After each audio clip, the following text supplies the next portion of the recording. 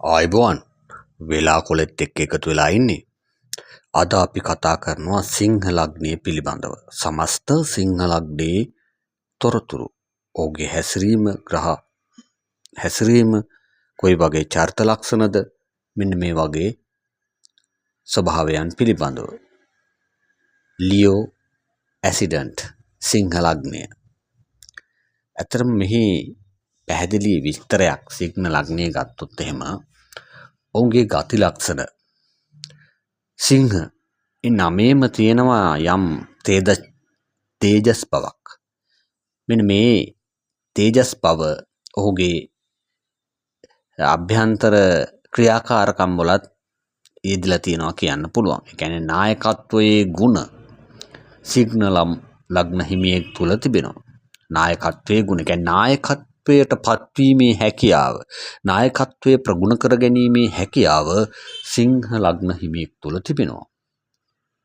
ඒ වගේම ආත්ම විශ්වාසයෙන් වැඩ කරනවා. මට මේක පුළුවන්, මම මේක කරනවා, මම මේක කොහොම හරි ජය ගන්නවා. අවසානීය ජයග්‍රහණය. මෙන්න මේ වගේ ආත්ම විශ්වාසයෙන් වැඩ කරන ස්වභාවයක් සිංහ ලග්න හිමියෙක් තුල තිබෙන බව ග්‍රහචාරයෙන් පෙන්වුම් කරනවා. ඒ වගේම ඔහු හැම විටම ගෞරවය, ගරුත්වය ඔහුට වැදගත්. ඔහුගේ නාමය ඔහුට වැදගත්. ඒ නිසා ඔහු හැම විටම ගෞරවය දිනා ගන්න, ගරුත්වය වැඩි කරගන්න, නාමය බබළුවන ආකාරයට වැඩ කරන ස්වභාවයක් සිංහ ලග්න හිමියෙක් තුල තිබෙන බව තමයි පෙන්වුම් කරන්නේ. ඒකත් එක්කම එන එකක් මේ සිංහ ලග්න හිමියන්ට ධෛර්යයයි.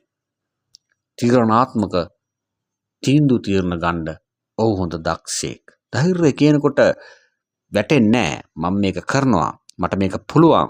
ඔහු වටන්න ටිකක් අමාරුයි. සිංහ ලග්න හිමියෙක්ව වටන්න පොඩ්ඩක් අමාරුයි. මොකද ඔහුගේ ධෛර්යය කියන එක හිතේ තියෙනවා. මේ ගුණාංගත් එක්කම සමහර විට සිංහ ලග්න කාර්යයක් තුල අහංකාර බවත් පෙන්වුම් කරනවා. අහංකාර ගති ලක්ෂණ තියෙනවා. මම උගතා, මම බුද්ධිමතා මේ ආදි වශයෙන් සිංහ ලග්න හිමියන් යම් අහංකාර බවක් දක්වන බව තමයි විග්‍රහ කරලා තියෙන්නේ. සිංහ ලග්න හිමියන්ගේ පාලක ග්‍රහය වෙන්නේ සූර්යයා, කියන්නේ රවි. ඒක නිසා තමයි අපි පෙර කිව්ව බලය, ප්‍රභාවය, ආලෝකය, ප්‍රසිද්ධ සම්බන්ධ ගුණාංග ඉදිරියට එන්නේ මෙන්න මේ රවි ග්‍රහයාගේ තියෙන බලවත්කම නිසා. සිංහ ලග්නය හිමියන්ගේ ශරීරය ගත්තත් ඍජු හිසකෙස් පිහිටලා තියෙනවා. ඒ වගේම ශක්තිමත් ශරීරයක් තිබෙනවා සිංහ ලග්න හිමියෙකුට. මුහුණ පැහැපත්, ආකර්ශනීයයි. එක සැරයක් බලපු කෙනෙකුට දෙසරයක් බලන්න හිතෙනවා. ඒ වගේම මෙයාගේ ගමනත් එක්තරා පෞරුෂයක් පෙන්වුම් කරන ගමනක් තමයි සිංහ ලග්න හිමියෙක්ගේ තියෙන්නේ. සිංහ ලග්න හිමියන්ගේ කතාව හරියටම සිත් ගන්නාසුලුයි. සිංහ ලග්න අයත් එක්ක කතා කරන්න ආස හිතෙනවා. සිංහ ලග්නයේ අය ආදරයට ඉතාම විශ්වාසවන්තයි. බය නැතුව සිංහ ලග්න කාරයෙක් එක්ක යාළු වෙන්න පුළුවන්. අය දෙකක් නැහැ.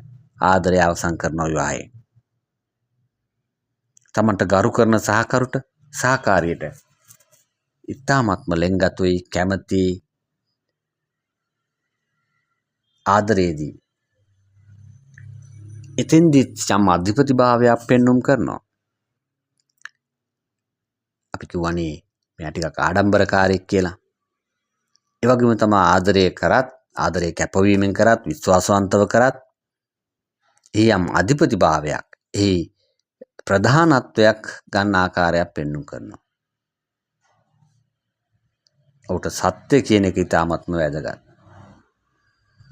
ඉගෙනීමේදී මෙයාට නායකත්වයේ දෙන තැන්වල කලාව, නාට්‍ය, කතනය යම් දෙයක් පාලනය කිරීමේ හැකියාව මොහු තුල තිබෙනවා. Tamanට කැමති දේ ඉගෙන ගන්න තමයි මෙයා කැමති. ඒ තුර ඉහළට මෙයා මේ හැකියාවක් මොහුට තියෙනවා.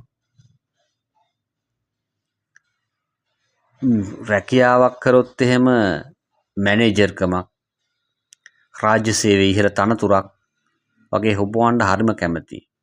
දේශපාලනය, නීතිය, ගුරු වෘත්තිය වගේ දේවල් හොඳට ගැලපෙනවා. කලාව රංගන ඒ වගේ මාධ්‍යත් අවුලක් නැහැ. ව්‍යාපාරික ශාස්ත්‍රයේ වුණත් ඉහළට යාමේ හැකියාවක් සිංහ ලග්නයට තියෙනවා. වෙනත් අයගේ අදහස් නම් පොඩ්ඩක් නොසලකා හරින ස්වභාවයක් තමයි තියෙන්නේ.